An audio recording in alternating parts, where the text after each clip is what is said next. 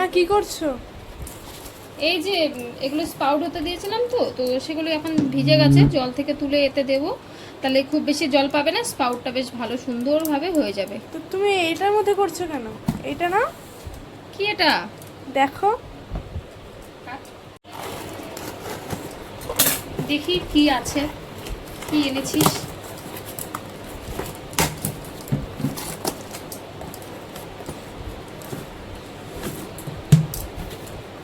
ও মা, কোনটা সোজা কোনটা উল্টো কিছুই বুঝতে পারছি না।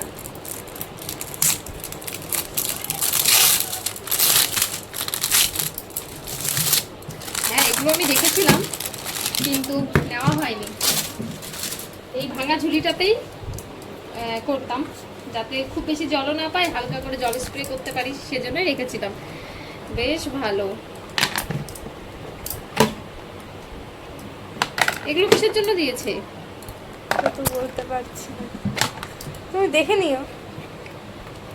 এগুলো এখানে জল দিতে হবে মেবি, আমি যেটা দেখেছিলাম এটাকে ভেবেছিলাম আমিও নেব, কিন্তু নেওয়া হয়ে ওঠেনি। যাক, তোদের দ্বারা পেয়ে গেলাম।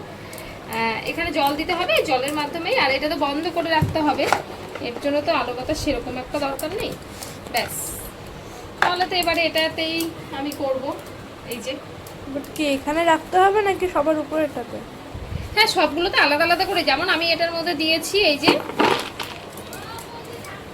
সবগুলো একসাথে, মানে এই যে বাদাম, ছোলা আর সবুজ মুগ, এগুলো সব একসাথে আছে, সেরকম কিন্তু এটাতে আলাদা আলাদা করেও দেওয়া যাবে। আমি তো একসাথে দিতাম, কারণ আলাদা আলাদা কি আর দেবো, সে কারণে চাইলে আলাদা আলাদা করে দেওয়া যাবে। তারপরে যখন স্পাউটটা ভালো মতো বেরিয়ে যাবে, তখন কিন্তু আলাদা আলাদা করেও আমরা নিয়ে নিয়ে খেতে পারবো এখানে। ঠিক আছে, এবার তাহলে বসাই, এরকম করে বসবে। আর এই যে একটা দিয়েছে ঢাকনা, ঢাকনাটা না আমার বেশ ভালো ইসে আছে।